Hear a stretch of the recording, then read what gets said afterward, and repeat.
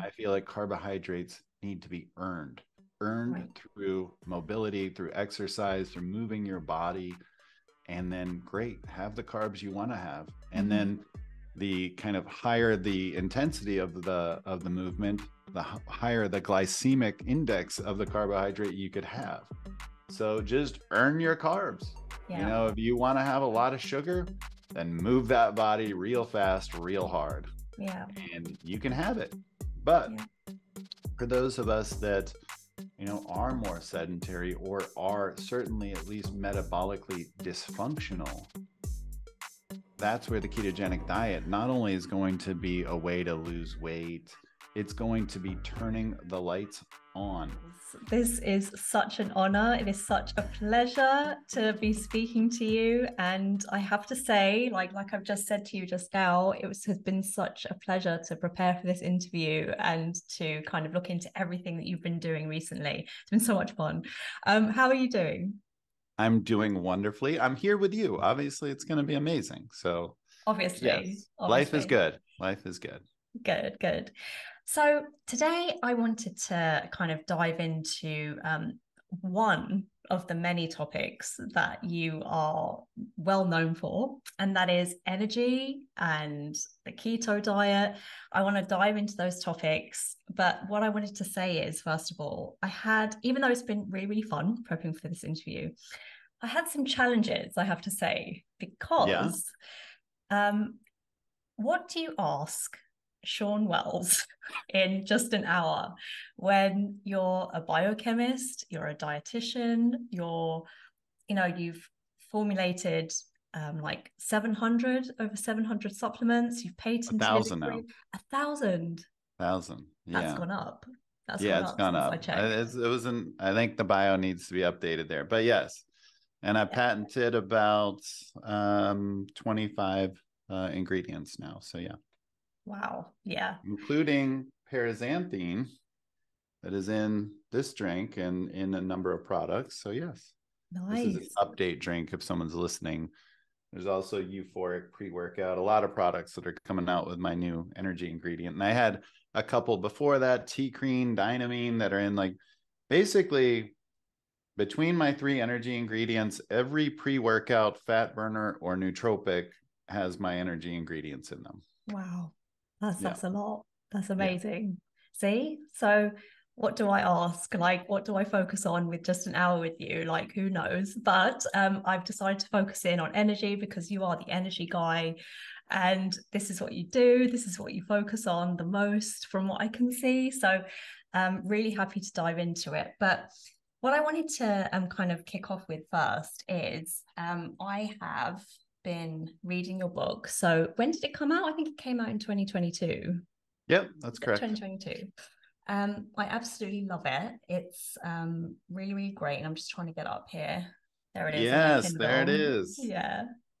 I love it. Um, it's a fabulous book. And I Thank have you. to say, like, yes, we're going to talk about energy. Yes, we're going to talk about the keto diet, which will be Mm-hmm. lots of fun. And I think that it's what my audience are ready for now. Like they're ready to kind of dive into something like energy and the keto. But when it comes to your book, what I love about it is you talk about, okay, so yes, nutrition is good to boost your energy. Yes, you need exercise. Yes, you need to sleep and all of this stuff. Like, Mm-hmm. but what you focus on from the beginning right to the end, and it's kind of weaved in throughout the book, is how important it is for you to be happy as well and Mm-hmm. to like have connection and to be in flow and all of those things that we can't really like put our fingers on. Like we can put our fingers on what we eat, we can put our fingers on what we, how we live our lives, but it's hard to kind of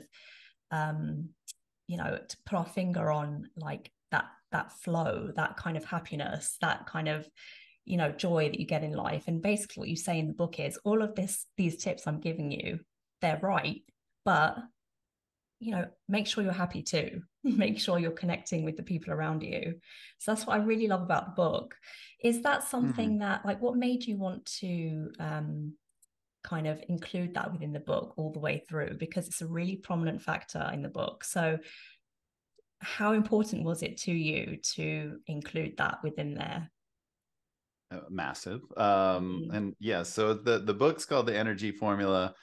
There's like the 6 ingredients for a life that's like more energized, and it's literally an acronym. So it's experiment, nutrition, exercise routines, growth, your tribe.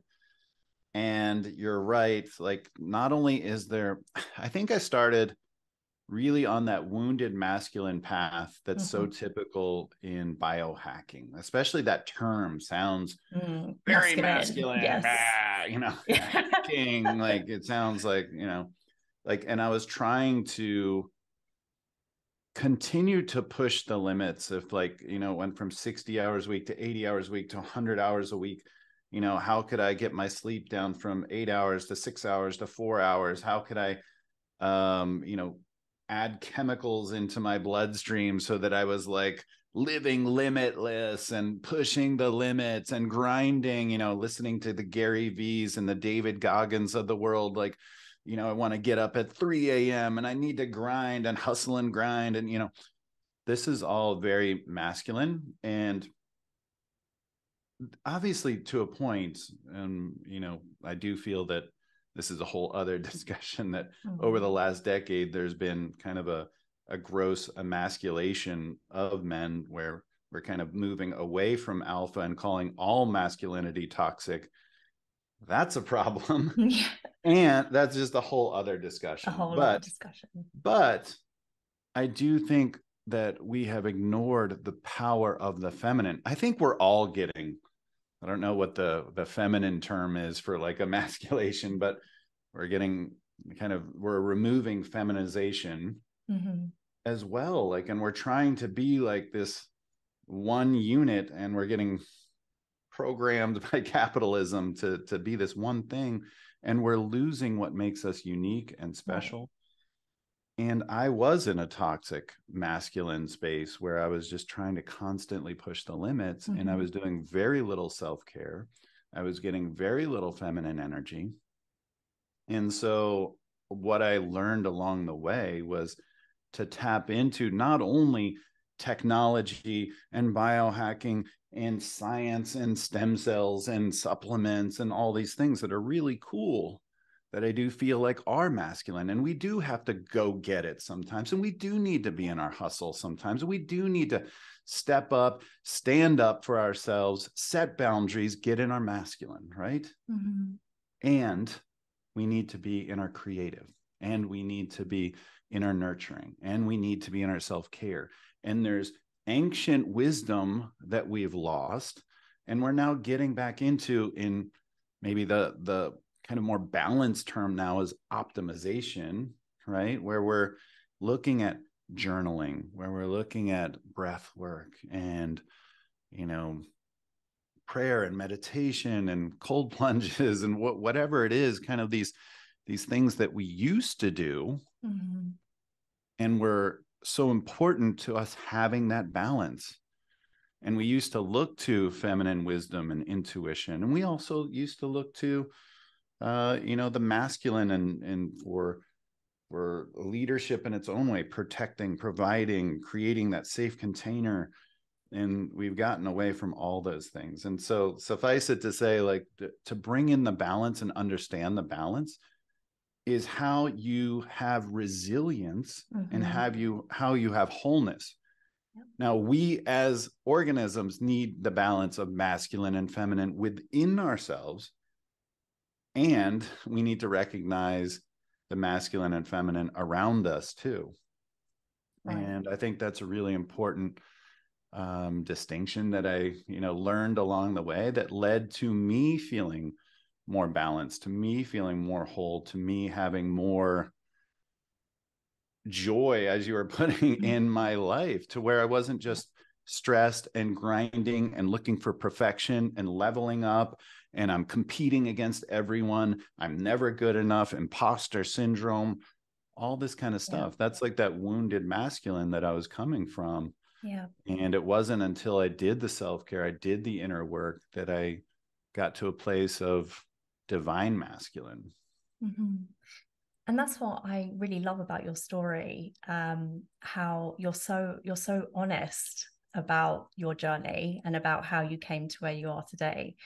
And I have to say, I think above everything else, it's sort of what draws me to you the most. And I think for a lot of people as well out there, the fact that you're so honest about, you know, the challenges that you've been through mentally, physically, and how you're working through it, and just basically how important it is to recognize that we all go through it, like no matter who we are, whether we're Shawn Wells or whether we're, you know, myself, like it doesn't matter who you are, what you're going through in your life. Like it's so important to recognize that we all go through the same thing. We all have imposter syndrome.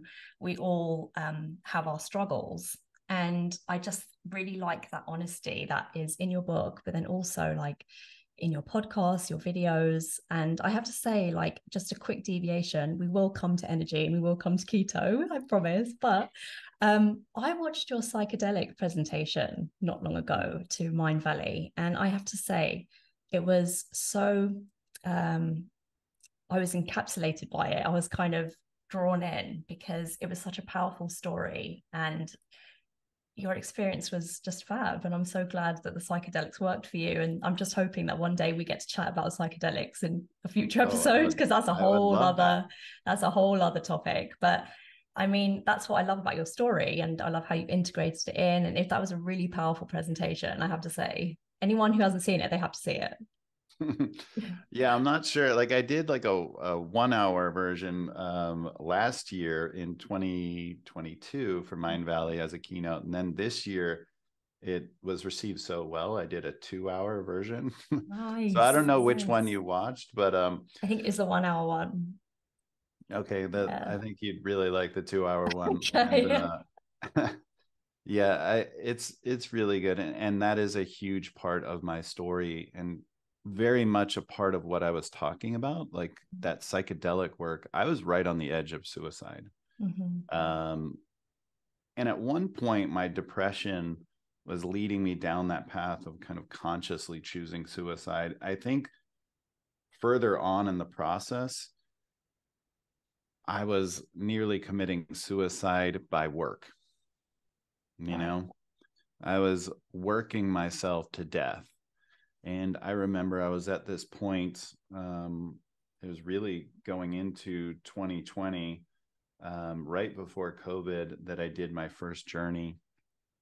And I was making myself sick about getting on, you know, Joe Rogan and, you know, Mm-hmm. this TV program and that. And I was getting on bigger and bigger things, but like nothing was ever good enough.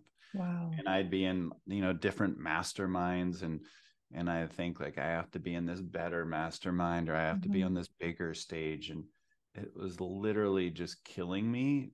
And I I thought I was not good enough, period, the end. Mm-hmm. There was no satisfaction at any point. There was no joy. There was no celebration when I got on to things that should have been, you know, big moments for me. They weren't. It was like, Mm. okay, now this is just a step to get to the next one. Yeah. And, you know, even if I got on Joe Rogan, or if I was on the doctors and, you know, some things that I actually had in my path, um, I'm sure those wouldn't have been good enough, you know? Mm-hmm. So I just wasn't in a mentally healthy place, and it was killing me. Yeah. And my first journey, like everything shifted. We Wow. we can talk about that another time if you I, want to, but I'd literally um, dive into it another time. I need to know. I need to know everything, but maybe for another time. Yeah. But yes, yeah, yes. your first journey was like incredible. Yeah. I mean, I can tell you just quickly, like it was the epiphany of that first journey. And when I say epiphany, I was like mind blown. And what I'm about to tell you is like, you're like, that's obvious. But my epiphany was, I can be loved. I can have love for free. I can just be and not No need to do. scramble, work for it, like And strive like you up had until been. that point, I believed that love was conditional, love was fleeting. I had to earn someone's love, Mm-hmm. and it could be taken away. And I would never, like, love would always just be out of my grasp. And Mm-hmm. that boiled over into exactly what I'm talking about with work, where, you know, nothing was ever good enough. And I was always reaching for the next thing and I would never grasp it. Yeah. But to feel that I could be loved, that I could have love and anchor that in my heart shifted everything, like Wow. radically changed my life. So yeah. No, we'll put a pin in that one. We'll save that one. But what I do want to say is that's totally relatable. Like your story is relatable. And I think that's why you sharing this information and being so open about, you know, what you've been through is so important, because I think so many of us hide from like for example, I'm a nutritionist and I, you know, only put on Instagram the stuff that I want people to see. But I don't put on Instagram like all of the birthday cake I've just eaten. Like it was my birthday recently, like I had a ton of cake. I didn't put that on Instagram because I'm like, no, that doesn't kind of line up with what my message I'm putting out there. And it's like, we're all human. Like, yes, nutritionists, you know, people like yourself, like we all kind of have our pitfalls, and we're meant to be like the healthy people, but you know, it's not necessarily always the case. And just one more question about the psychedelic experience. Do you remember how many grams you took by any chance? I ended up kind of re-upping a few times, but in Okay. total it was like around 5.5 grams. So it's Shit. quite So a bit. that's, would Yeah. they call that a hero dose? Is that Maybe. what they Yeah. call? It's Okay. definitely a higher dose. Okay. Yes. Yes, exactly. All right. Awesome. Okay, so let's move on then to the topic of the day, which is energy. So I really want to get into this because um, so many people struggle with energy. Like they're fatigued, they feel like they don't have, they don't have the energy for the day. And it's one of the most common things that come up in my practice. I'm sure you come across it all the time, hence why, you know, you're doing what you're doing at the moment. So first of all, how did you get into energy? Like, what is your story with regards to that? How did you Mm. become, what made you decide to do biochemistry and then move into, you know, dietitian and all the stuff that you're doing? What's your story? I had a pretty chaotic upbringing. My two brothers ran away, got kicked out. It was a very difficult home. And also, I think because of those things, I ended up eating quite a bit, eating a lot of junk food to soothe myself. I ended up becoming morbidly obese, bullied at school, laughed at. And then, you know, moving into college, you know, it's just girls would never look my way, you know, that kind of thing. And guys would make fun of me. So, you know, I think that obviously fed into a lot of this imposter syndrome, insecurity. You know, I was always seeking the approval of my father that was pretty fleeting. Um, and actually not realizing until recently on a journey, again, a whole other subject, Mm. but I actually was holding some things against the feminine that I had to journey on this and in a psychedelic space to realize, because my mother didn't protect us in the way that I felt like she should have. And that's something that until this year I hadn't realized in my No. entire life. Mm. And that was hurting my relationship with women in whatever way, subconsciously. But as a man, you know, coming into my own, I was sick. You know, I was sick, like even at, you know, high school, college age. I was overweight. I was getting sicker and sicker. And I ended up doing the opposite with body dysmorphia and disordered eating. I became anorexic. And then even orthorexic, where I would work out 4 hours a day. I would eat about 400 calories a day. I would do ephedrine and caffeine, and I did this for a few years. And I ended up going from about 300 pounds to 150 pounds. This is what, like 70 kilos, as someone who is let's see, 6'2", 6'3". This is like in centimeters, if people are listening. Let's see, that's like 192, 194, something like that. So a tall guy. tall guy Like, and emaciated. Like, and I went gosh. from very, very heavy to very emaciated. And at no point did I love myself. And that led to a number of autoimmune issues, fibromyalgia, chronic fatigue syndrome, Hashimoto's, just Epstein-Barr.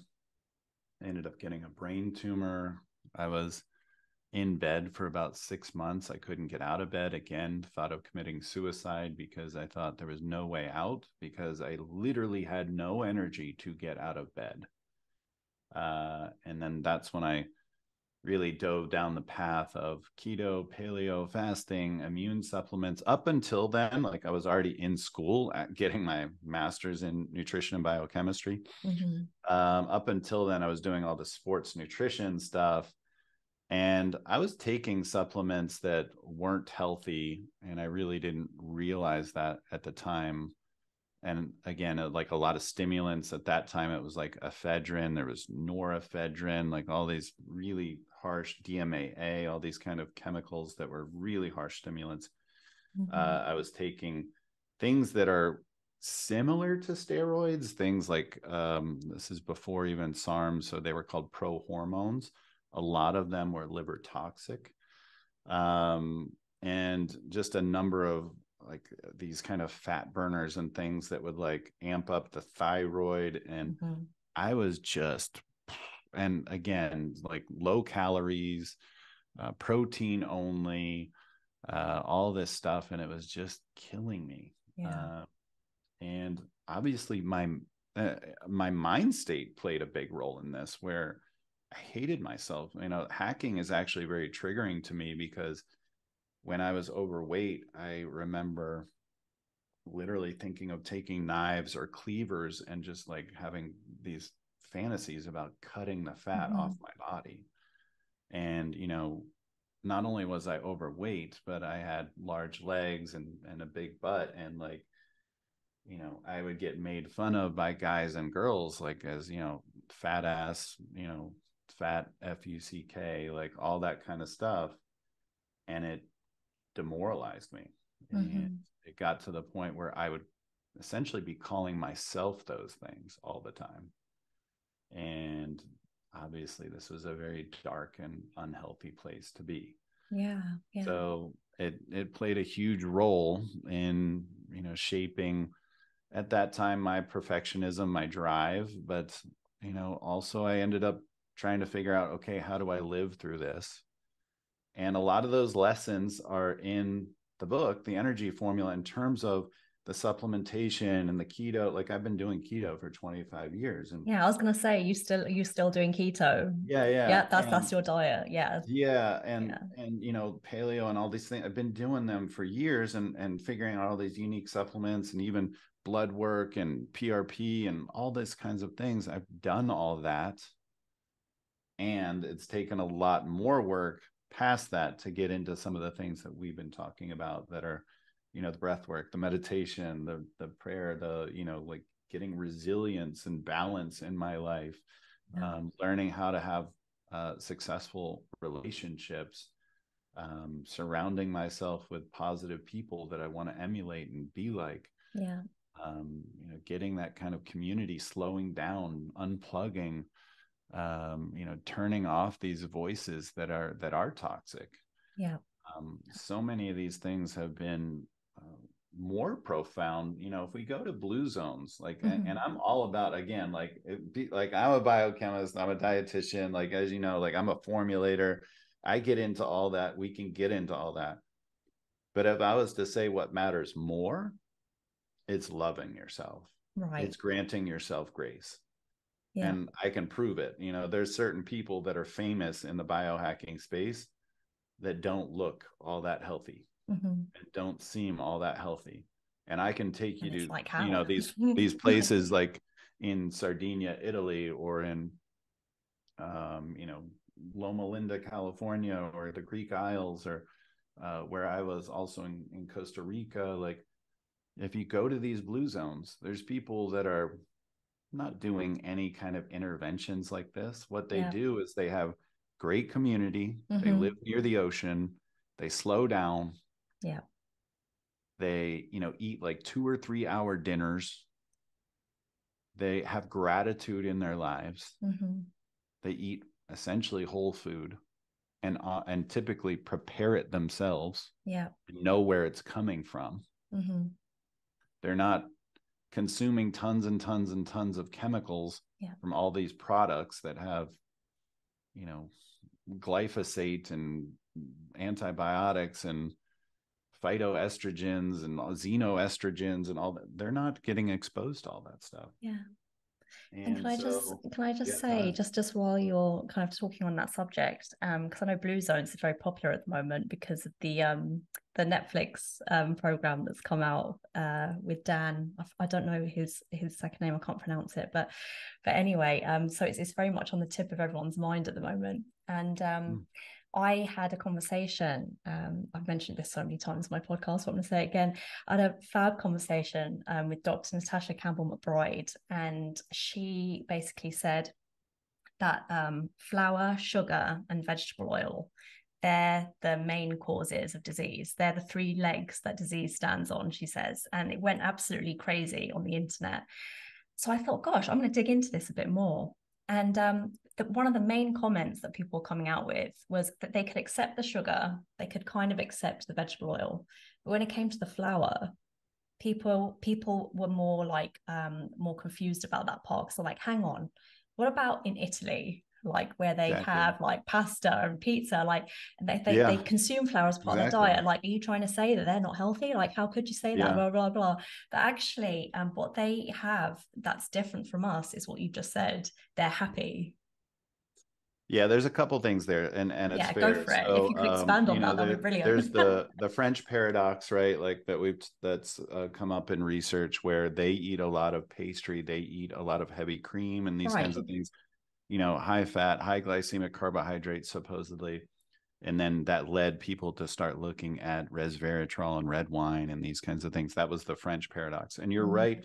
Italy, they do consume pizza and pasta and those things. Yeah. But it is a different type of gluten and wheat. There is that as well. Ours is very GMO. There's a different ratio of some things. There's gliadin. That's a component that's actually more important than the gluten component. And ours is overly produced in a way that's highly engineered, and it's cheaper to make and reproduce, essentially. But it's actually, there's a term around it literally called obesogenic. Right. Our wheat, meaning that it promotes obesity, and they knew that. And this is the wheat / gluten that we have here in the United States. Yeah. And yes, in Europe, it is very different, and it is lower glycemic, and it is healthier, and it doesn't tend to have an inflammatory response. And I actually experienced this exact thing. I've spent a lot of time in Sardinia. I've actually explored quite a bit in the blue zones. Nice. And I went off keto, and I was eating about 6,000 calories a day because I was eating all these families, and they were like, you need to try this and try that and try that. And it was like 10, I'd eat the first round thinking that was the meal, and there was like 10 more rounds to go. And it was like, oh my God. And I actually lost weight while I was there.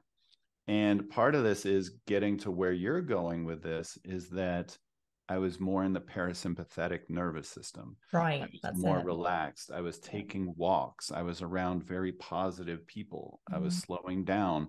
I was digitally detoxing. I wasn't on my phone. I wasn't feeling bad about myself. I was getting deep connections from people that were loving and caring and wanted to know me and didn't care about what I could do for them. Yeah.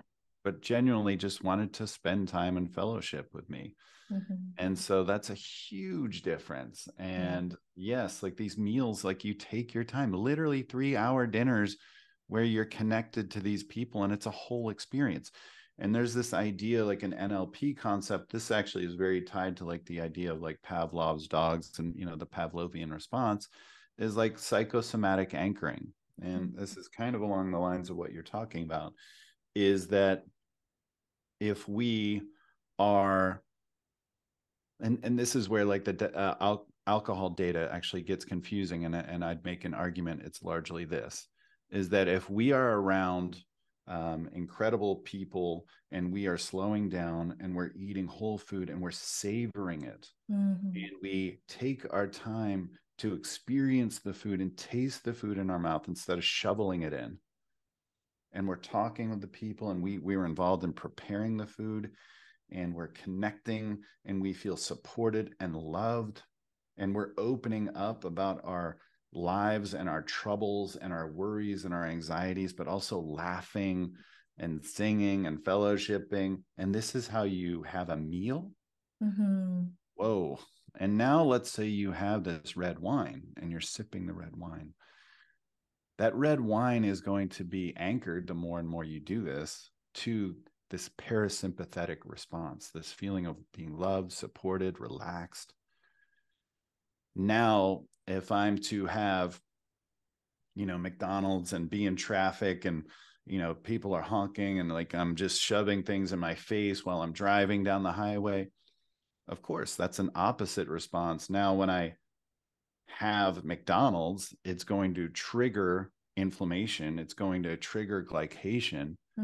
And yes, the food could do that. So now what I could tell you is that if I were to switch these things up and now just go to the environment, if I were to give you celery sticks and carrots and, well, I don't know, boiled eggs, and you were still in traffic and doing all this stuff, over time, these foods would trigger inflammation in your body.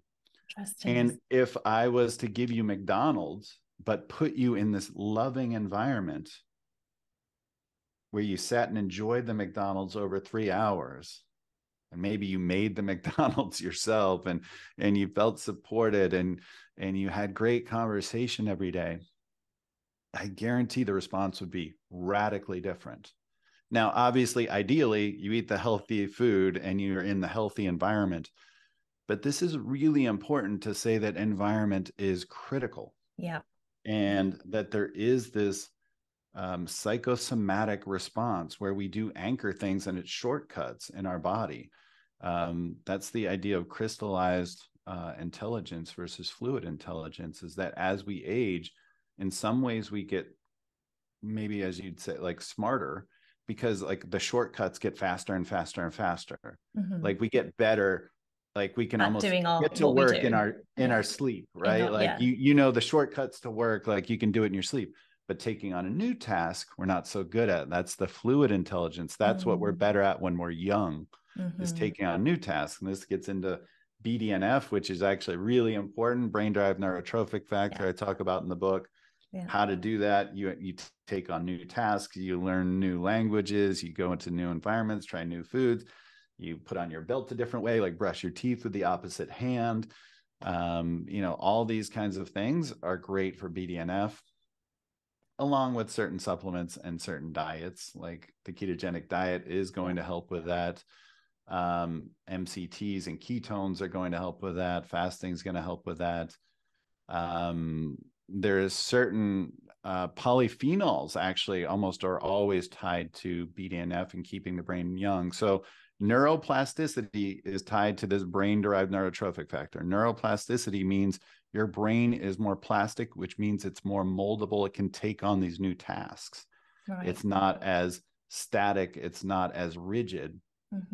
And that plasticity means that you can not only protect existing brain cells, neurons, but make new ones, which is for amazing. A long time we thought couldn't happen.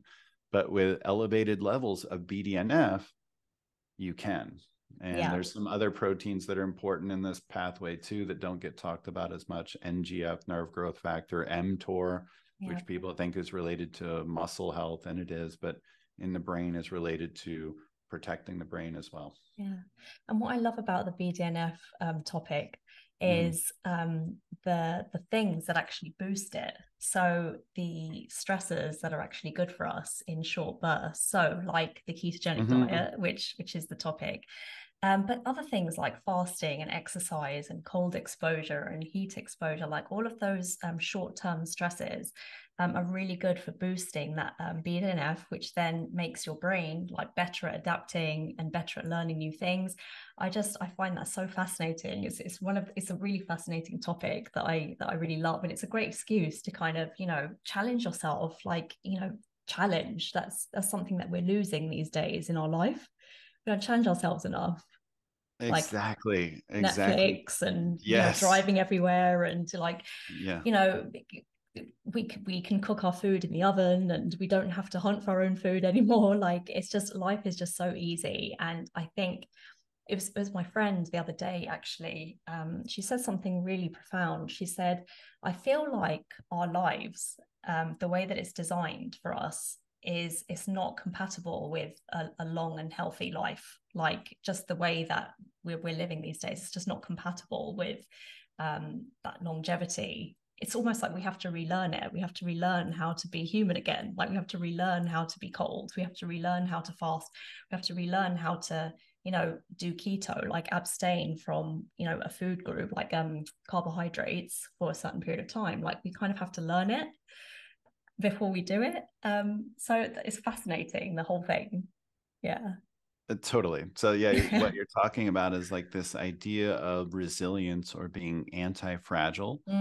And this relates to the sirtuin family of genes known as the SIRT genes, SIRT.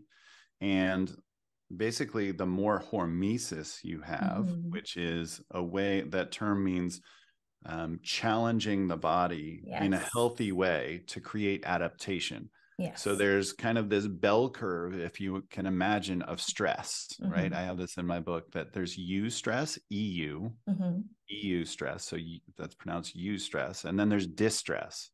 So the left side of the bell curve is EU stress, and the right side of the bell curve is distress. And down the middle, at the peak of the curve, is the Goldilocks zone.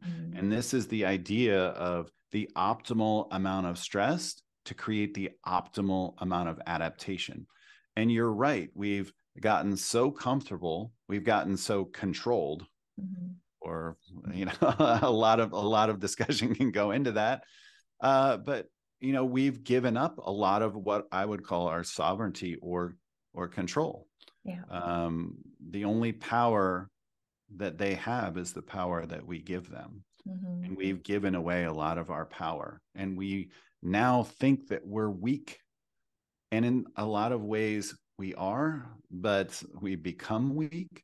But you can get that strength back. You don't have to be weak. And the more you believe you're strong, the more you can get there.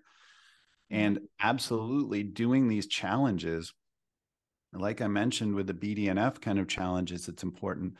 But like you mentioned, hot and cold exposure, we're sitting in, again, this is kind of English, imperial, like it's like room temperature, I'll just say like 69 to 72 in Fahrenheit, would be the idea of, being thermically controlled, like to where, I'm always comfortable. And so you're like that in your car, in your office, wherever you are, you're always at the perfect temperature. And so now you don't have the heat shock proteins, the cold shock proteins, the reduction in inflammation, the increase in testosterone and growth hormone, and all of these kinds of things that happen to make you stronger, because you no longer need to be. The body isn't going to waste its energy on increasing your resilience, your strength, if you don't need it, if you're always controlled. And so if we're always in this ideal zone, it's not healthy. I've actually theorized about this, like we're supposedly going into this idea of like personalized nutrition, almost like having the insulin pump for the diabetic, where it's a controlled loop, a closed loop, and where it's like the second we need insulin, there's the insulin. And it's kind of like that. Like if we were to do that with blood work and have sensors, and we're giving you the vitamin C, the niacin, whatever it is you need when you need it, you would be creating an incredibly weak individual that always has the things it needs on demand and not have to work for them and not go without. That's right. There would be no more resilience. Yeah. And the way we get peace in our lives is through that strength, through that resilience. That's the way we avoid dis-ease, is by having periods of ease and periods of unease so that we can avoid the dis-ease. But if we're always controlled, if we're always at ease, if anything comes into our life, that smallest thing, that smallest stressor, it can kill us. And of course, what did we see with COVID and, all these people that have, a number of comorbidities? We saw weak individuals and we saw what happened as a result of it. Yeah. I'm a huge fan of Michael Easter's work. I don't know about you, but basically he's all about challenge and, basically how, he said this really good quote and I can't remember what it was. He said something like, I believe the body is basically the body expresses itself in its best way when you put it through some really hard shit, basically. So when you do really hard shit, that's when you really come into your own. And actually, I've been reading something recently about how our genes, they turn on and off according to our environment, and they create proteins according to our environment. And the more challenge you put yourself through, the more certain genes turn on in response. That's and therefore, the search on genes. Yeah. Right. In okay, particular. there's that connection. There's that connection. Thank you. They turn on, and then therefore you're just more of a human, like, because more of you is switched on and you become more of yourself. You really step into yourself. And I just thought that's a really cool way of thinking about it and a reason to put yourself through challenge. I mean, even if you were like playing a video game, let's say, and like, you could put it on easy mode and get all the way to the end in 30 minutes and beat the final boss, like, would you feel like very celebratory about that? Or is it like, if it took you 3 months and like the difficult level was super high and you took the boss battle like months to do and you got it, like it's like, it's the difficulty, and obviously that's a microcosm. We can look at like life is like the harder it is, the greater the celebration, the greater our strength that we see in ourselves. Yeah. And absolutely. And so, I mean, this kind of links to what we're talking about, which is energy. And it's almost like when you do those incredible things, when you put yourself through challenge, you always feel energized afterwards. You feel good. You're like, like, that was good, actually. That wasn't as bad as I thought it'd be.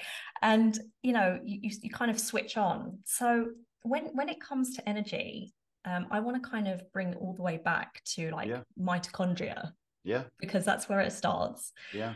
And like, how, first of all, what is mitochondria? Just kind of break that down for people.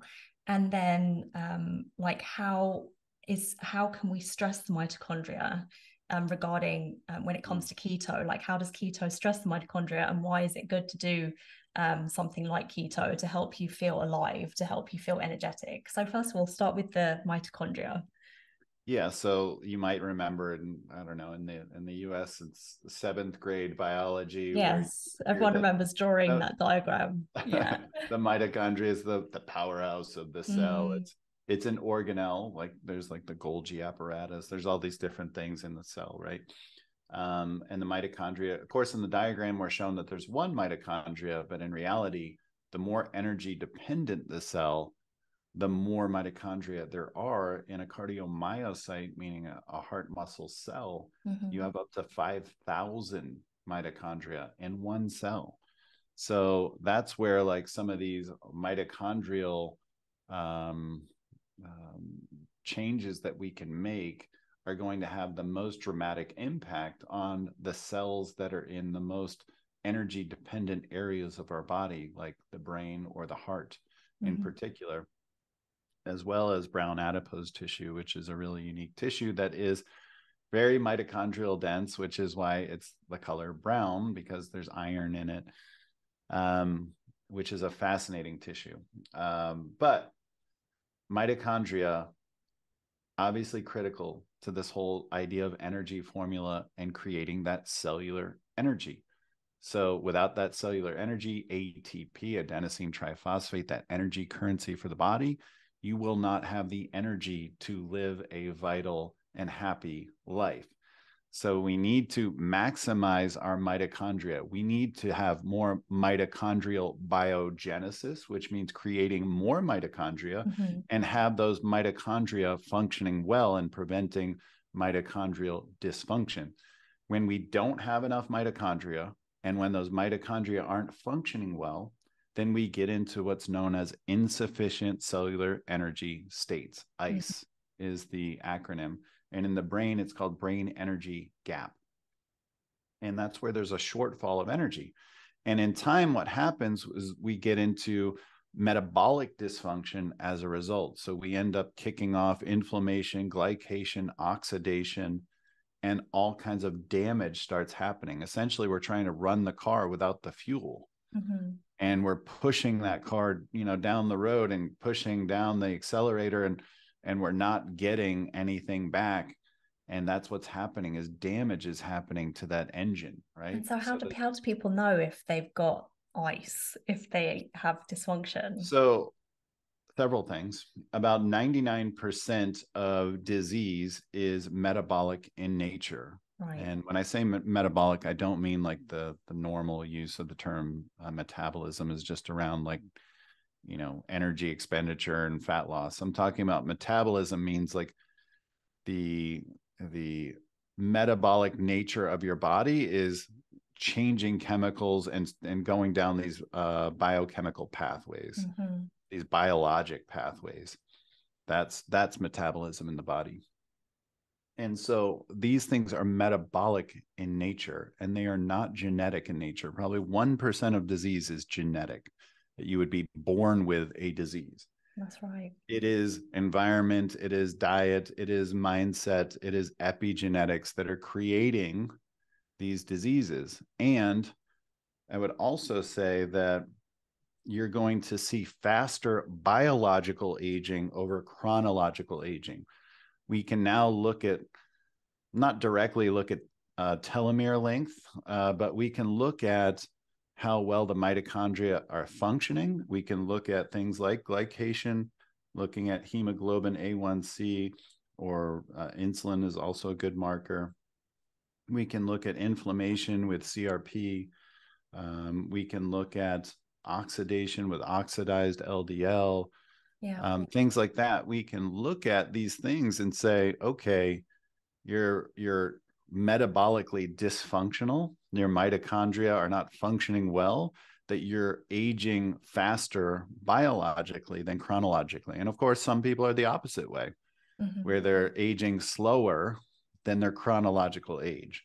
Right. And these things are great. And you can also look at some other great metrics like HRV, heart rate variability, and see some of those things as well. So if somebody wanted to know for sure, if they're like, okay, I wonder if my mitochondria are dysfunctional, like the tests you've just listed are the ones that are good to look at to see if there's any issues there. But I can imagine that even if those numbers are fairly normal and someone's not feeling great, I can imagine that there's a build up to that as well. Like, they can just feel it themselves. Well, be careful with the idea of normal. Not only just like kind of metaphorically, but like in terms of lab tests, that the idea of within normal limits, WNL on your lab test, means like that's where the majority of the population is testing. That does not mean ideal. That does not mean optimized. That is very different. Those are two very different things. It just means that's where the majority of the population is. And right now, 87% of the population is metabolically dysfunctional. Right. So that's the norm. Almost 9 out of 10 is metabolically dysfunctional. So that is normal. And testosterone. Now, we could get into testosterone is obviously critical to men, but critical to women as well. A very important hormone in terms of maintaining muscle mass, having that drive that we all need, that energy we need, maintaining obviously libido and some of these things that might seem normal. And this is true. Again, female libido. I mean, having a kind of a craving, a desire, like an energy for, sex, and those are very important things. And testosterone is critical to all of us. We've watched with men over the last 5 generations now, just since like the 1950s, like we can look back and it's dropped about 100 points every 10 years. A normal testosterone in the 50s was around 1200. We're now at like in the 200s. So you tell me like what you think that's going to do to our men, yeah, to women, to our desire to have sex, to fertility, to muscle mass, to bone mass. By the way, it's critical. Like bone and muscle are very critical interacting tissues. So with lower testosterone, you get lower bone mineral density. Yeah, yeah. And so what do you think is happening there? And that's why we're seeing more infertility. We're seeing more kind of emasculation, if you will, a lower sex drive, like a lower bone mineral density, a lot of these kinds of things that we're seeing now. And we see, obviously, there's more than 5,000 chemicals coming out a year that we have no idea what they do, that are literally being put into the environment as new chemicals, and we have no idea what they do. And how do you think that plays out? We know that there's phytoestrogens, which means plant-based, so you think about soy and hops and some of these things like that are phytoestrogens, and are endocrine disruptors, meaning it impairs your whole hormonal milieu, estrogen, testosterone, all that kind of stuff, your fertility. Also, there's xenoestrogens, like often from plastics and chemicals that are put into, furniture, carpets, all these kinds of things. It's in everything. It's around everything. We're wrapping our food with these things. Yep. And then there's even what's called metalloestrogens. There's all these things that are impairing. And when we look at like, if we, test these rivers, there's a ton of studies on this where the fish are now sterile, and then the bears eating the fish become sterile. This is like really sad because all these chemicals are leaching into the runoff of the water from the ground, because we're putting all these plastics and chemicals in the ground. And so now the fish are sterile, the bears are sterile. What do you think it's doing to us? Yeah, it's frightening. It's really, really frightening. Whenever I think about it, it's just, I feel like you can't go through your day without exposing yourself to something that you shouldn't be exposed to. Like, I feel like it's everywhere, and all we can do is just the best that we can. Like we spoke about before, just eat as well as we can, train, community, be happy. And that's the best thing that we can do, because gosh, it's just, it is scary. Like when you think about what's happening out there, and, it's, sometimes I don't even like to think about it, but it's, it's unavoidable. So it is important to have a high protein, high fat diet that is going to promote better, certainly testosterone. And again, all these hormones affect the other hormones. So it's also important, as you just said, to train with weights, lift heavy things. I'm not just talking about, cardiovascular stuff and sports. Those are great, but lift heavy things that will increase testosterone and GH. These kinds of things can help boost testosterone. Having sex more often. We've also seen with hot saunas that it does increase testosterone, GH, IGF-1, some of these anabolic hormones. So, those are some ways, like right off the top of my head, to optimize testosterone and kind of negate some of these effects of some of these chemicals that we're having in our environment. So when it comes to just kind of driving it back to the mitochondria, so you've just discussed all of the things that can potentially like cause damage. So it's all of these things that you've just mentioned that is causing our issues with energy and disease.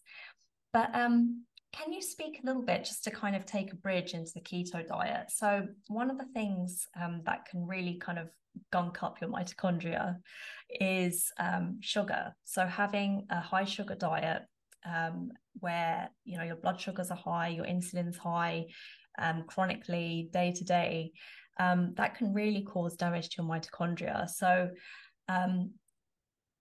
how is it best to kind of negate that? And the clue is obviously keto. But basically, you know, that's one of the main problems that we have when it comes to our diet and, you know, our mitochondria, you know, high sugar diet. So how does keto come into all of this? I'll say this, like, as someone who's been doing keto 25 years, you would think like I'm going to demonize carbs. I will not. Yeah. Yeah, same. It's absolutely not the case. So I want you to know, first and foremost, that carbs are not bad. And I'll even say this, sugar is not bad. This is going to be crazy to hear. But think about like a hummingbird. A hummingbird lives off of sugar, but that hummingbird is moving its wings rapidly. It's burning through that high glycemic carbohydrate. If you are very, very active and you avoid being sedentary, sugar's great. Yeah. Like when I play, I do a targeted ketogenic diet and a cyclical ketogenic diet. And when I'm playing volleyball here in Dallas in the sweltering heat, and it's literally just my feet are burning on the sand, and I'm playing twos, and I'm, you know, having to, you know, spike and dive, and I'm doing this for hours, and I'm going through tons and tons and tons of water. I can have all of the sugar I want, and I can even be back in ketosis by the end of my 8-hour day. Right. So it's quite amazing. But that's the thing, like carbohydrates are not necessary. I feel like carbohydrates need to be earned through mobility, through exercise, through moving your body. And then great, have the carbs you want to have. And then the kind of higher the intensity of the movement, the higher the glycemic index of the carbohydrate you could have. So just earn your carbs. You know, if you want to have a lot of sugar, then move that body real fast, real hard. Yeah. And you can have it. But for those of us that, you know, are more sedentary or are certainly at least metabolically dysfunctional, that's where the ketogenic diet not only is going to be a way to lose weight, it's going to be turning the lights on. Yeah. When you do not get it, this is interesting. So, and really our brain can be in a state of type 3 diabetes, where it's resistant to taking glucose into those brain cells, the neurons. And so we're not making enough ATP. So again, that gets into that brain energy gap. And so what's happening is that we're getting more neuroinflammation. We're getting more neuroglycation, that blood sugar damage, and we're getting more neurooxidation. So there's damage happening to the brain. And by the way, this happens when you don't get enough sleep.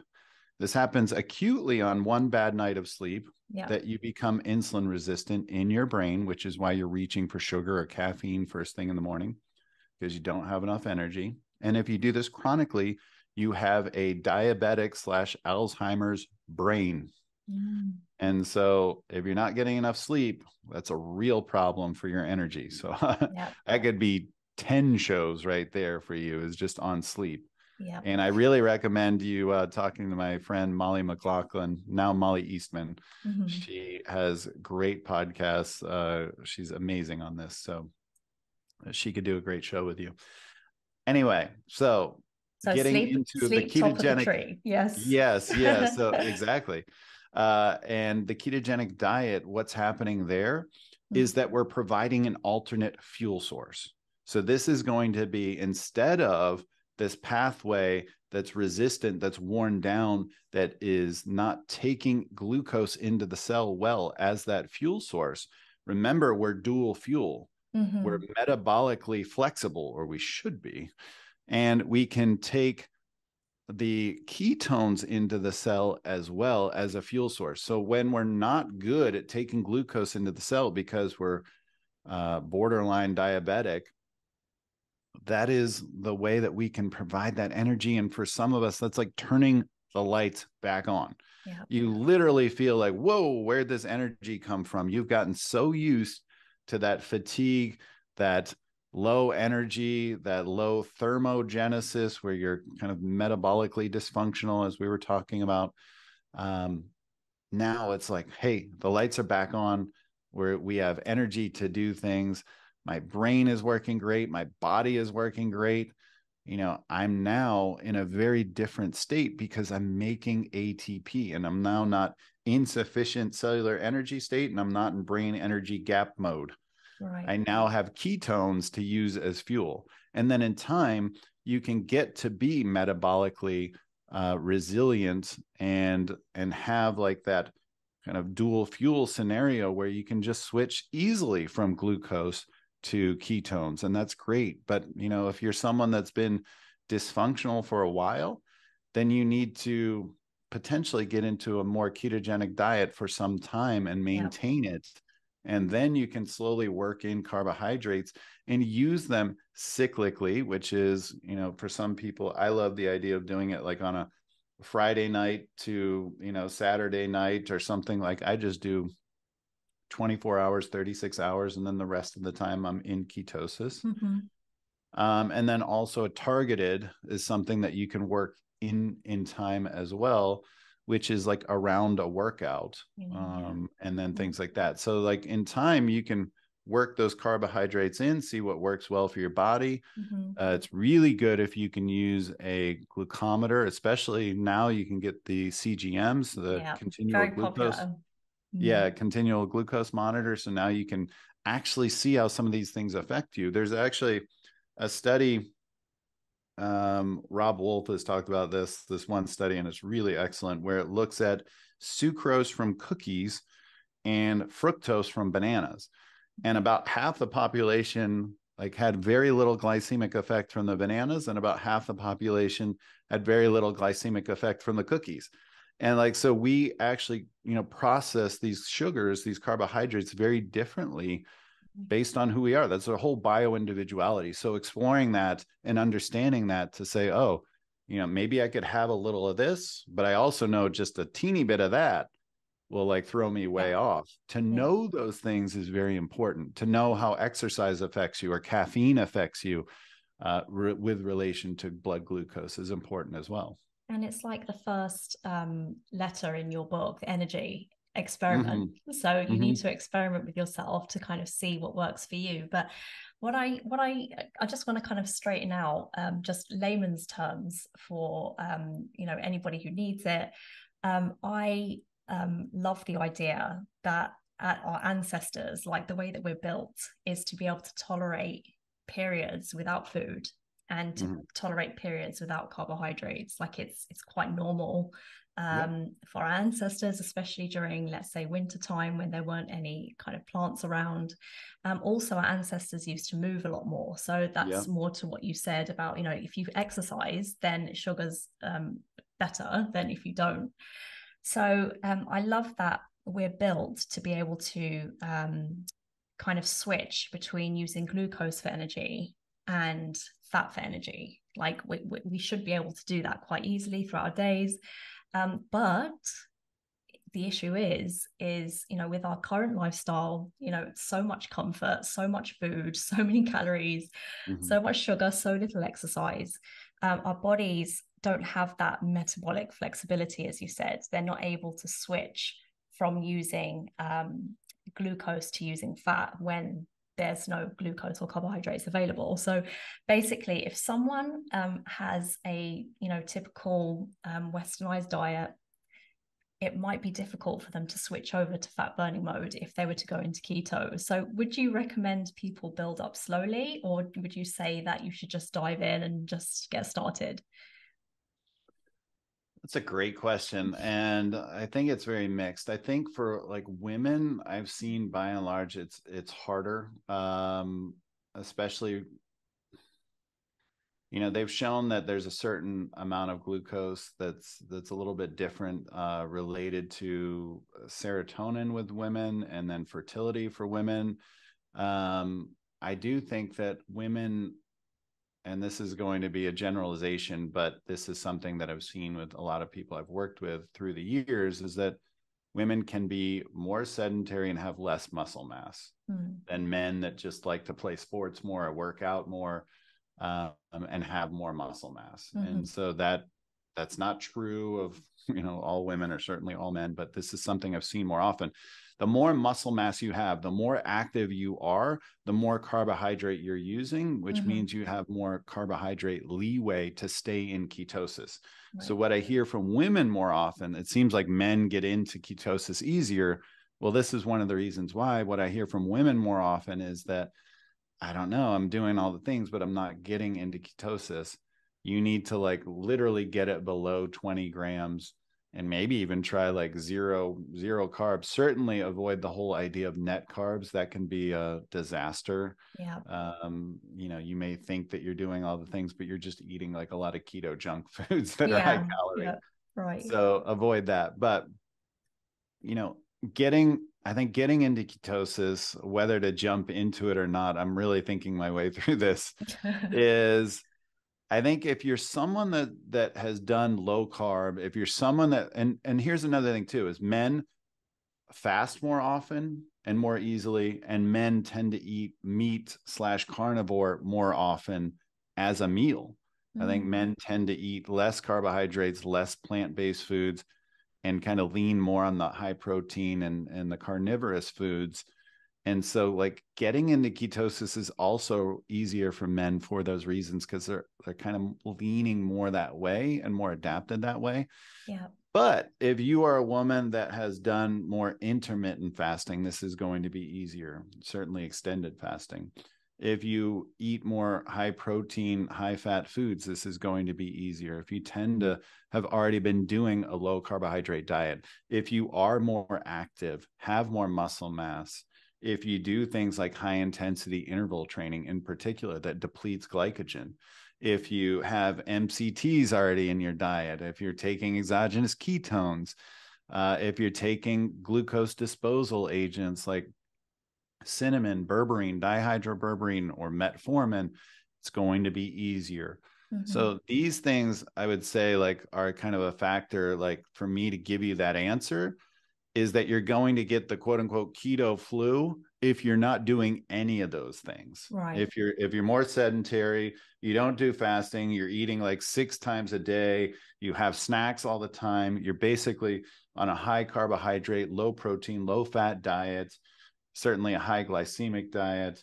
You don't do high intensity interval training. You don't have these glucose disposal agents. You've never messed with ketone supplements or MCTs. It's going to be hard for you. Right. It's going to be hard. So basically, your answer is like, if you're not doing any of those things you've just mentioned, then you may have to build up slowly. Yeah. Whereas if you're already doing those things, and like jump in, get into ketosis Exactly. whenever you can. Yeah. Yeah, Okay. exactly. Okay, that sounds good. Good. So how long is too long? Because like, you've been doing keto for a long time, but you cycle in and out. So how long do you recommend someone stays in the ketogenic state? How long do you reckon it is too much? Like, when do you do too much, or is that very I mean, you can become individualized? metabolically inflexible the other direction, like where you have carbs and you have like kind of almost like a diabetic response to carbs, like, and because you no longer really produce insulin the same way, and because you don't have the carbohydrates, and you might get GI distress because you're no longer producing enzymes the right way. So you don't want to be in a situation. I mean, yes, you can do it indefinitely. You could be carnivore the rest of your life and be healthy. But if you do want to have carbs, if you do want to exist in the human being world and have your cake and eat it too sometimes, then you need to, like, work on that flexibility. You need to have the 24, 36 hours of kind of being carbohydrate tolerant. Right. and having those things. Otherwise, you will become intolerant to carbohydrates. So, and how long to do that? In terms of just being on a ketogenic diet, like, and being strict, is that what you mean? Yes. Yeah, that's what I mean. I think for some it's a good way to gain that power back that we talked about, that sovereignty, to understand that, a lot of times that this stuff is put out in front of you and you don't need it. This is one of the things I love about fasting, is like, yes, there's autophagy, yes, there's these benefits of fasting, but one of the most powerful benefits of fasting is showing yourself that you can do difficult things. Mm-hmm. For And you sure. don't need to eat when everyone else is eating, and you don't need snacks all day long, and your blood sugar isn't dropping, and you're not going to like pass out, and you can do this. Yeah. And it's the same with the ketogenic diet. When people are having bread on the table, and people are having chips on the table, and people are having Coca-Cola and whatever, and all these things, you're like, no, I'm good, I don't Yeah. need that. That is very empowering. Yeah. So that is an important lesson in and of itself, Yeah. irrespective of kind of the biological response to carbohydrate and where your body's at in Yeah. terms of insufficient cellular energy and mitochondria. I mean, that's a good But point, because a lot of people see the keto, let's say, or fasting, they see it as, oh, that's just a diet. It's just gonna, damage your mental health, and it's not good for you to, be so extreme. But what I personally like about them is, like what you've just said. It brings discipline and structure. And I think that's exactly. what we lose. And I think, we need structure and discipline in all areas. And I think when it comes to your food, if you're not structured, if you're not disciplined, then you feel it. You don't feel great about yourself. But if you're structured and disciplined with your food, with your timing, and keto, for example, then that brings that little shot of kind of like, like I did something good. So that's what I love about them. I don't see it as some people do, when they see it as something that you shouldn't do. It's just a diet. I think it's beneficial in many ways. Yeah, and you don't need to be on it the rest of your life. What I would say Mm. is that it does repair you in a way that, like, how long have you been doing this damage to your body through your diet now? Mm-hmm. That might be how many years it might take to kind of reverse this. And maybe it happens a lot faster if you do add in healthier behaviors and exercise and, you know, meditation and getting Yeah. into parasympathetic and, doing the self-care that you need to do. Then, Mm. there's a lot of healing that can happen in the Yeah. body. Certainly, like I talked about before, these polyphenols in the diet enhance not only longevity through activating those sirtuin genes that I was talking about, kind of like being a fasting mimic, but we're seeing it affect and have a reduction on glycation, on reducing inflammation, increasing BDNF. So, like, really, these are sirtuin gene activators. So, all these polyphenols, which are high in the diets of these Mm-hmm. blue zone geographies. So, these are things like EGCG in green tea, chlorogenic acid in coffee, catechins in chocolate, quercetin is in onions and apples, pterostilbenes in blueberries, fisetin in strawberries, apigenin and parsley. These things are powerful compounds. And yes, you can get them as supplements, but certainly you can add them to your diet and have these powerful foods and beverages, resveratrol from red wine. These things are so powerful, and we're seeing them very high in the diets of these blue zone people, these super centenarians that live past 100. And these compounds can work well in healing you, and certainly well in conjunction with, a ketogenic diet. And a ketogenic diet, by the way, going back to the brain, and the brain being type 3 diabetes. Well, Mm-hmm. by the way, that's the same scenario when you have a concussed brain, a traumatized brain, from some kind of TBI, right? Some traumatic brain injury. We see that it actually is essentially that type 3 diabetes in that area where it's glucose intolerant, insulin resistant, and it's not taking in glucose well to make that cellular energy. This is where the ketogenic diet or using MCTs or ketones can help heal that brain. And having something like creatine, by the way, has also shown to enhance recovery from a concussed brain, from TBIs. Also, like fish oil, betaine, which is also known as trimethylglycine, can help. And these compounds that I'm talking about, these polyphenols. So this is where having that high glycemic diet can actually hurt you. Having alcohol can potentially hurt you. Getting poor sleep can hurt you. And these other habits, these other interventions can help you. When it comes to, obviously, we can't leave this conversation without you letting us know what sort of supplementation you recommend for someone who's going to be on the ketogenic diet, but then also what sort of foods you think should be in a ketogenic diet. So anyone who has done it before, just what to eat, what to supplement with. Let's hear it. Okay, so let me think what you supplement with. So it may help certainly in the transition to get over the keto flu, a few things. Using MCTs, using ketones should help upregulate these MCT transporters. So how much MCT oil do you recommend? Because I've heard about 4 tablespoons a day, just to make sure you're making your fat quota. Yes, and you may want to start with teaspoons, okay. because there could be some GI, issues, some intolerance, depending. I have found that the most ketogenic MCT is going to be the C8, also known as caprylic acid. Okay. That's going to be the best form versus like a mixed MCT that includes the C10. Okay. So look for C8. And then, using exogenous ketones, but especially the active isomer, which is known as the D or the R BHB, and not getting a mixed isomer ketone. I know that gets super technical. If anyone wants to just message me, they can on Instagram at Shawn Wells. Just message me, DM me there.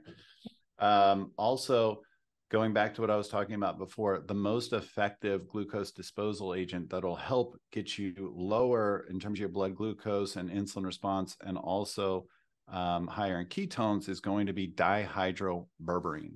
Now, conflict of interest there. I did help patent that ingredient. So, but what it is the active form of berberine. Berberine can have some GI distress because of your gut microbiome and how it converts into the gut from berberine to dihydroberberine, just giving you the active form and kind of bypassing that issue. It's far more bioavailable. The doses are lower. It lasts longer in the plasma, so less doses per day, just a more optimal form.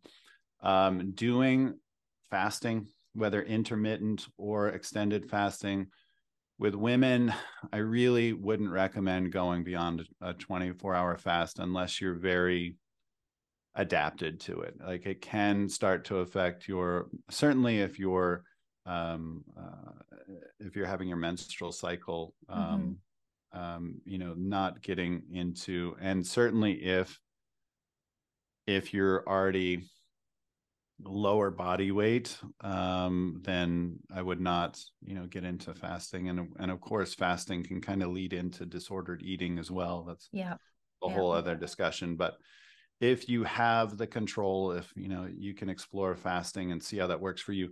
The most important fasting is avoiding snacking.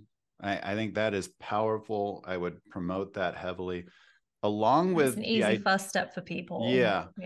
Along with just the ketogenic diet, in terms of high protein, moderate protein, high fat, low carbohydrate, very low carbohydrate, is going to be whole food. If you can add in whole food in that ketogenic macronutrient breakdown, then that is wonderful. That's the kind of idea of paleo mixed with the ketogenic diet. And then you can add in the trifecta of some kind of fasting, then that's going to help with your transition as well. So I mentioned glycogen depletion with HIIT exercise. If people know what HIIT is, that's like the high intensity interval training. It's not about for training for long. It could be like 5 minutes, but you're going to like max exertion and then going back to like low exertion, max exertion, low exertion. And so this isn't like normal training of cardio, which is also called low intensity steady state, where you're training at 40 to 60% of your maximum, how most people are training with weights. This is like getting up to your 95%. This is where adaptation hormesis will take place, is going to be pushing yourself to those limits. That is going to deplete glycogen and get you into ketosis much faster. Right, right. So those are going to be some things. And then if you're metabolically dysfunctional, adding in some things that are going to enhance the mitochondrial function. And certainly these are just things that are great for anti-aging, which, by the way, that dihydroberberine, one of the most powerful things for anti-aging, period, because glycation is one of the #1 ways we age. Right. And it's why we've seen metformin be powerful for anti-aging. Yeah. And so some of the things that I would recommend there, it's going back to the polyphenols. Of the polyphenols, fisetin is probably the most powerful in terms of the sirtuin gene activation. And so I would use fisetin during the day, and I would use apigenin, which seems to have a little bit of a sedative effect, in the evening. And that's the second most powerful polyphenol. And you can benefit from that kind of sedation a little bit in the evening. Things that boost NAD as we age, NAD production is lower, and then the enzyme that breaks down NAD is higher. So it's a double whammy. NAD is a cofactor in that Krebs cycle, the citric acid cycle that produces ATP in the mitochondria. So we need NAD higher so that we can make more ATP. And this is one of the reasons you've been hearing about NAD IVs and all these things. But there are supplements that increase NAD. That's going to be, namely, and firstly is going to be just niacin, the true version of niacin, which does have the flushing response known as paresthesis, where you get that kind of flush and tingle. It kind of looks like you almost have like a sunburn, and you get some tingling depending on the dose, but you actually kind of adapt to that over time. So nicotinic acid, also known as niacin. And then there are two other forms, the nicotinamide riboside, known as True Niagen, or NMN. Really, I prefer NMN over NR. It's getting harder to find. It seems like Big Pharma wants that kind of off the market, but maybe doing a mixture of this niacin and NMN. On the inhibiting the NAD breakdown side, which is an enzyme called NADase, it's also called CD38, is going to be these polyphenols. So taking the apigenin or fisetin helps there. So you're boosting NAD levels by doing that. Also, these other cofactors are going to be important. So things like CoQ10, in particular, the ubiquinol form, especially if you're over 40, seems to be more potent than ubiquinone. Right. And maybe MitoQ, that's kind of a new form. There's a lot of hype around it. I don't know if it works better or not. I really need to like look at more data there, but maybe it's better. So you can try MitoQ.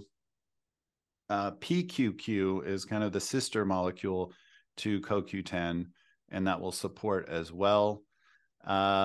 Then there's something called ergothioneine, which another ingredient I help bring to market, but it's a mitochondrial antioxidant. Right. And it's actually more potent than glutathione, more potent than vitamin C. And it protects not the cell, but the mitochondria. So this is very unique.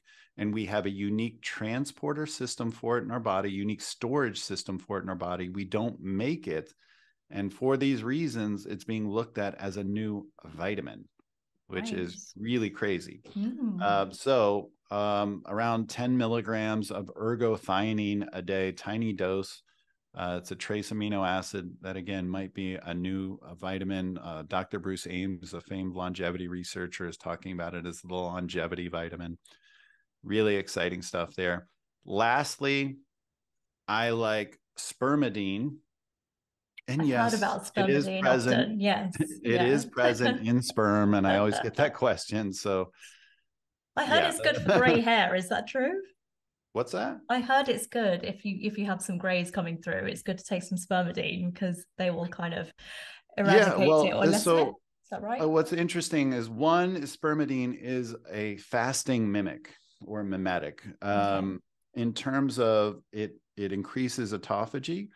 And we see that much of the benefits of fasting can be had by taking spermidine. Okay. So it could really enhance your fasting efforts. And by the way, that autophagy, going back to whether we're talking about fasting or spermidine, powerful for anti-aging.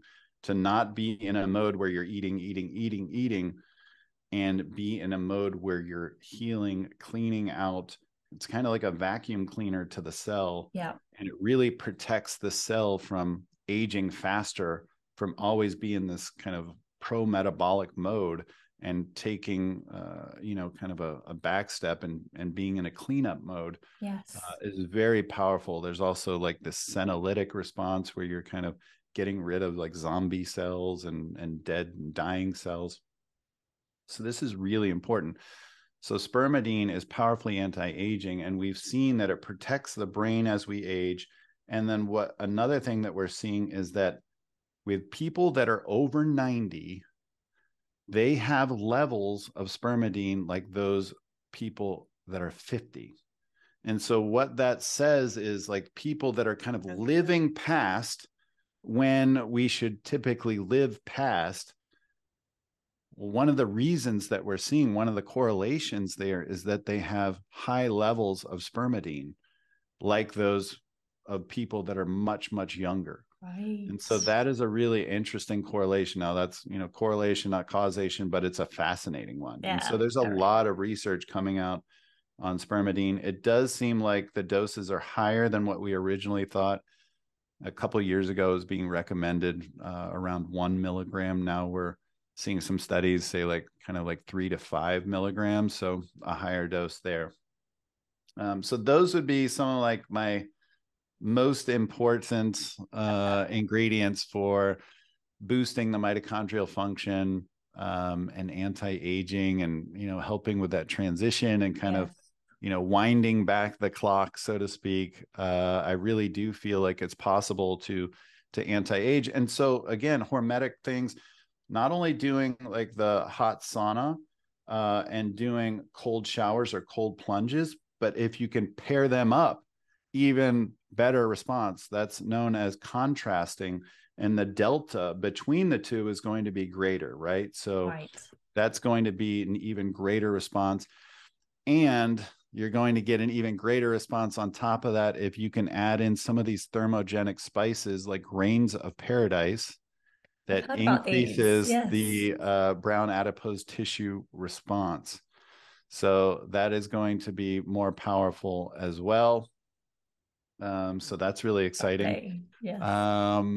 Yes. So I think those are some things that I can throw out at you is just, doing those things to increase hormesis will be anti-aging. It's going to, give you more resilience. These are going to be the things that over time, like you're going to have that great response from. But last thing, going back to what you mentioned earlier about mindset and kind of this idea of being flexible. Well, this whole idea of physiologic flexibility of hormesis, of taking on these difficult things like you mentioned, it also is important to think about mentally. And that's the idea known as stoicism.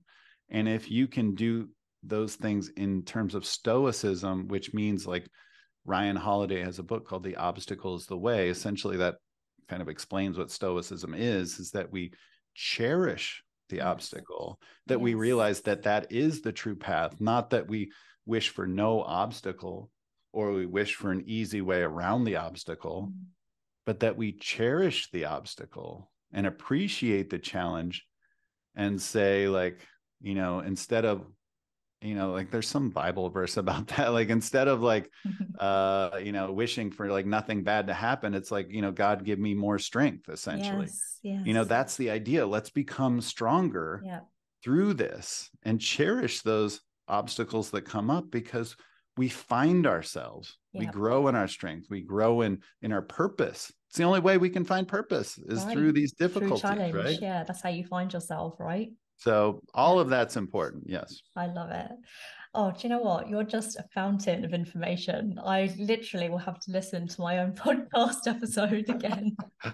So like, Yeah, so what did he mention? I'm just going to write this down. Like, well, what do I do expect in when I my talk book, to a biochemist? Like, in my book, I have like literally like all these formulator corners, like where I break down all the supplement after each stacks. chapter. Yeah, it's really cool. And I have these, you know, these hacking sections as well, where I go through like all the different devices and things that I would recommend, like different apps I recommend. So it's freaking I try and break it all yeah. down and like give it like to you in very easy format. But certainly if anyone, and you can go to energyformula.com.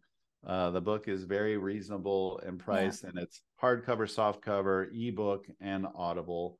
It was a bestseller on Amazon, USA Today, and Forbes mentioned it. Nice. And then I'm actually coming out with a chorus in 2024, so I'm excited about that. Amazing. What's it about? No, the whole energy formula. I'm going to do a whole chorus energy around formula course. Awesome. Yes. And then lastly, again, if you go to like at Shawn Wells, SHAWN on Instagram, I have all these stacks, like I mentioned, like, you know, stacks that are antidepressive or anti-anxiety, or like stacks for sports nutrition, stack for men, stack for women, you know, tons of information, great infographics and videos, reviews on supplements. As well as all the biohacks. And I talk a lot about mindset and even psychedelics. And so you can dive in there. And then, of course, you can ask me questions there. I do answer my own DMs.